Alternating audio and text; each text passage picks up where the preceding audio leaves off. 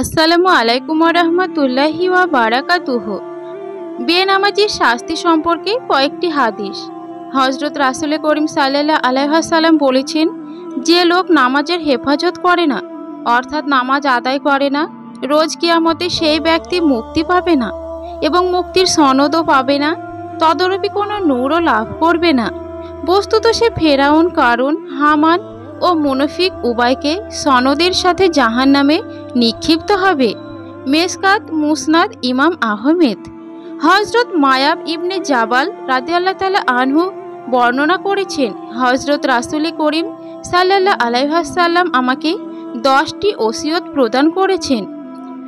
এর মধ্যে প্রথমটি হচ্ছে, আল্লাহ তাআলার সাথে কাউকে শরিক করো না, যদিও তোমাকে কেটে টুকরা টুকরা করা হয় কিংবা তোমাকে আগুনে জ্বালানো হয়।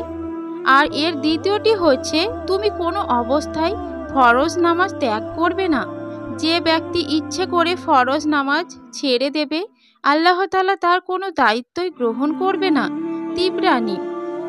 একদা হজরত রাসূলুল্লাহ সাল্লাল্লাহু আলাইহি ওয়াসাল্লাম মসজিদে নববীতে ফরজ নামাজের পরে ইরশাদ বলেছেন, আজ রজনীতে দুজন ফেরেশতা আগমন করত, তাদের সঙ্গে আমাকে নিয়ে পথ চলল। পথের মধ্যে আমি প্রত্যক্ষ করলাম যে একটি লোক মাটির উপর শুয়ে রয়েছে এবং অন্য একজন লোক তার মস্তিষ্কের দিকে দাঁড়ায় অতি জোরের সাথে মাথায় পাথর দ্বারা আঘাত করছে।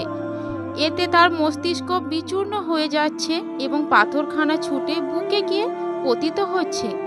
তৎপর আঘাতকারী লোকটি পাথরখানা নিয়ে আসার সময়ের মধ্যে চূর্ণ বিচূর্ণ মস্তিষ্ক জোড়া লেগে যাচ্ছে। আঘাতকারী লোকটি পাথর নিয়ে এসে পুনরায় সহিত লোকটির মস্তিষ্কে পাথর ছুঁড়ে মারছে এবং মস্তিষ্ক চূর্ণ বিচূর্ণ হয়ে যাচ্ছে। এইরূপ ওই লোকটি বারংবার পাথর নিক্ষেপ করছে এবং চূর্ণ বিচূর্ণ মস্তিষ্ক জোড়া লাগিয়ে যাচ্ছে। অতঃপর আমি ফেরেশতাকে দুজনকে জিজ্ঞাসা করলাম যে এই লোকটির পরিচয় কি এবং তার অপরাধ কি। জবাবে ফেরেশতাদ্বয় বললেন, এই লোকটি ফরজ নামাজ আদায় না করে শুয়ে যেত। বুখারী। হজরত রাসূলুল্লাহ সাল্লাল্লাহু আলাইহি ওয়াসাল্লাম বলেছেন, যে লোক এক ওয়াক্ত নামাজ ছেড়ে দিল, তার ধন সম্পদ ও সন্তানাদি যেন লুট হয়ে গেল। ইবনে মাজাহ। হজরত নবী করিম সাল্লাল্লাহু আলাইহি ওয়াসাল্লাম বলেছেন, মুসলমান ও কাফেরের মধ্যে পার্থক্য হচ্ছে, কাফের নামাজ পড়ে না আর মুমিন মুসলমান নামাজ ছাড়ে না। হজরত নবী করিম সাল্লাল্লাহু আলাইহি ওয়াসাল্লাম বলেছেন, যে লোক জেনে বুঝে ইচ্ছাকৃতভাবে নামাজ কায়েম করেনি, কিয়ামতের দিন আল্লাহ তাআলা তার সাথে অতি রাগের সঙ্গে কথা বলবেন।